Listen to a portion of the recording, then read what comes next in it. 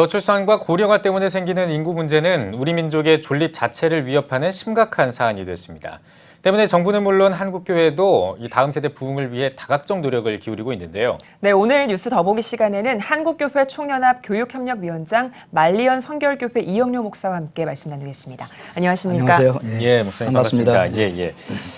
자, 앞서 말씀드린 것처럼 우리나라 저출산 고령화 현상이 심각해지면서 인구 문제도 동시에 심각해졌거든요. 지금 이 현황이 어느 정도 되는지 얼마나 심각한지 좀 짚어주시죠. 지금 저출산 고령화 문제는 이미 예견된 정해진 미래였었습니다. 얼마나 심각한가 보다는 뭐 쇼크라고 할 만큼 지금 지난해에는 한 명 평균 출산율이 1명 이내로 0.98명으로 내려가는 그 세계에서 최저치 출산율을 보이고 있습니다. 그리고 그것이 이제 급격하게 이루어지기 때문에 뭐 인구 절벽이라고 할 만큼 이것은 굉장히 쇼크라고 할 수가 있겠고요. 그런 그 영향은 교회에도 그대로 지금 적용되고 있음을 보게 되고 최소한도 2.1명 돼야 인구가 유지가 되는데 유지할 수 없는 지금 상황 가운데 있습니다. 굉장히 심각하군요. 우리나라의 이런 인구 자연 감소가 예상했던 것보다 훨씬 빠르게 다가오고 있다는 통계청 연구 발표도 있었는데요. 이 인구 문제가 한국교회에는 좀 어떤 영향을 구체적으로 미칠 거라고 보십니까? 한국교회도 이 그 저출산 고령화의 문제는 그대로 적용돼서 지금 신자들도 지금 이제 고령 노년층에 있는 분들이 많고 교회 학교는 줄어들고 있고 한국교회 전체를 보면 교회 학교가 없는 교회가 뭐 50% 이상 된다라고 하는 그 슬픈 통계도 있습니다. 그러니까 지금 말씀해 주신 것처럼 이제 다음 세대가 급격하게 감소하면서 교회 학교, 그러니까 한국 교회 안에서 다음 세대가 줄어드는 이 현상도 피할 수가 없는 거잖아요.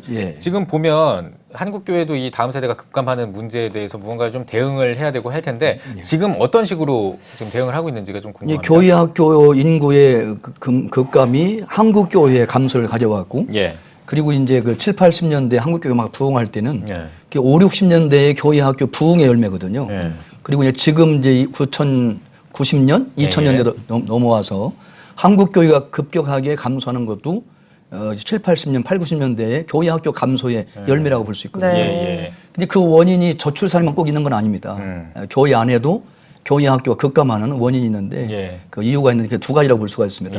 하나는 교육과 목회의 분리예요. 그동안 교회 학교, 주일 학교를 교육의 대상으로만 보았지 목회의 대상으로 보지 못했다는 거죠.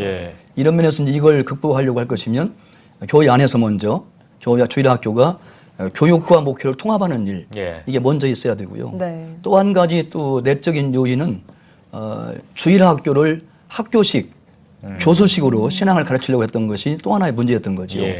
이러면서 이걸 극복하려고 하면 이제는 주일 학교를 목회식 교의식으로 전환해야 된다. 이렇게 볼 수가 있습니다. 알겠습니다. 한국교회 다음 세대를 이제 다시 활성화하기 위해서 가정의 역할이 중요하다라는 전문가들의 말이 많은데요. 왜 가정이 중요하다고 보십니까? 이제 교회 학교 다음 세대의 그 급속한 감소도 이제 교회 안에도 문제가 있지만 가정에 더 큰 원인이 있는 거죠. 성경 말씀 보면 하나님께서 이스라엘 백성들 부모에게 교육의 대헌장을 주셨지요. 하나님은 유일하신 분이시다. 그 하나님을 마음 다해 뜻 다해 힘 다해 사랑해라. 정말 하나님을 사랑한다고 하면 그 증거로 너 자녀들을 하나님 사랑하도록 가르쳐라.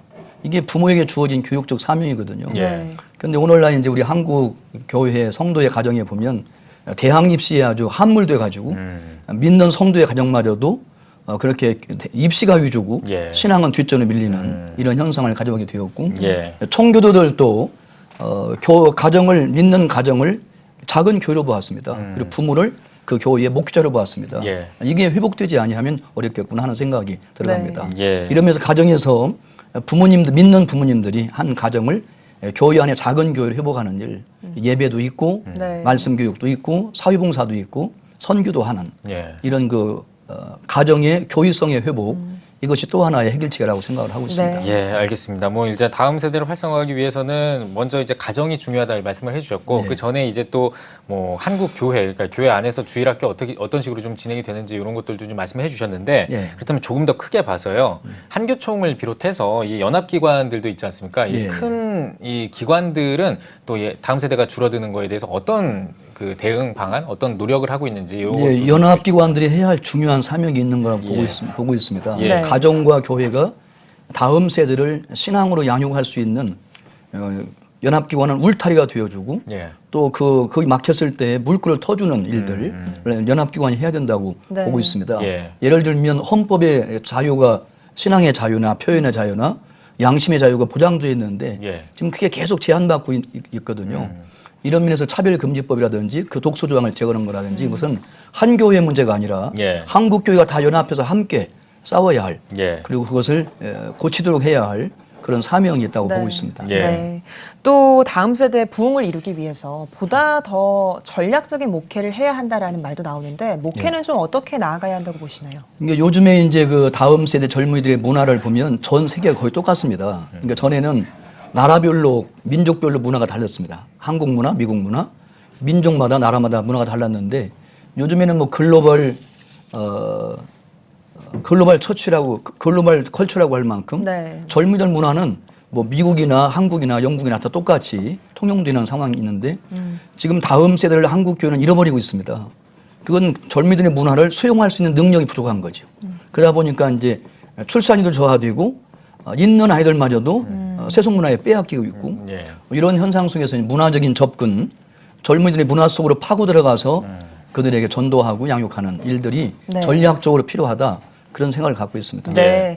목사님 또 제가 전해 듣기로 한교총에서 다음 세대에게 신앙을 계승하기 위한 특별한 행사들도 있다고 들었거든요. 어떤 예. 것들이 있을까요? 그래서 한교총에서는 이제 5월달 가정달부터 6월 말까지 지금 가정들이 독서를 하게 하자, 네. 독서로 신앙을 회복하게 하자.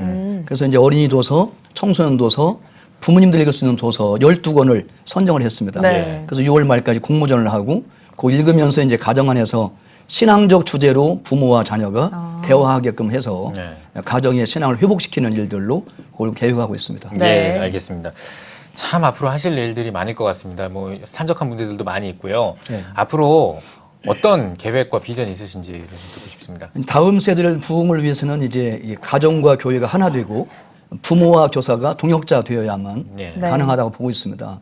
그런 면에서 함께 협력을 해야 된다고 보고 있고 절망적인 상황 가운데서 오히려 저는 희망을 보고 있습니다.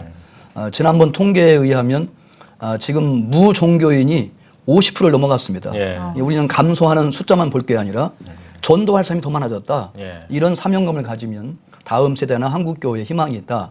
그런 생각을 가지고 있고 예. 노년층이 많다는 것도 생산적으로 볼 수가 있습니다. 예. 노년들이 이제 앉아서 그냥 예배만 드리고 섬김만 받는 것이 아니라 네. 전문성도 있고 또 연세가 많은 분들도 건강하시기 때문에 그렇죠. 오히려 교회 사역자로 그들을 활용할 필요가 있다.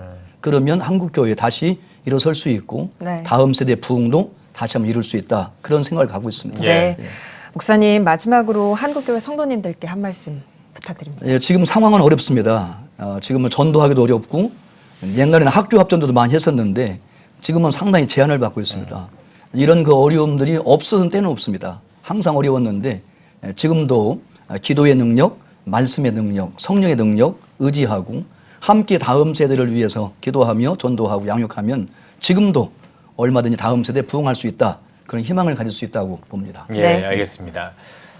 네, 오늘 뉴스 보기 시간에는 말리언 성결교회 이형로 목사와 함께 이야기 나눠봤습니다. 목사님 오늘 나와주셔서 고맙습니다. 고맙습니다. 감사합니다.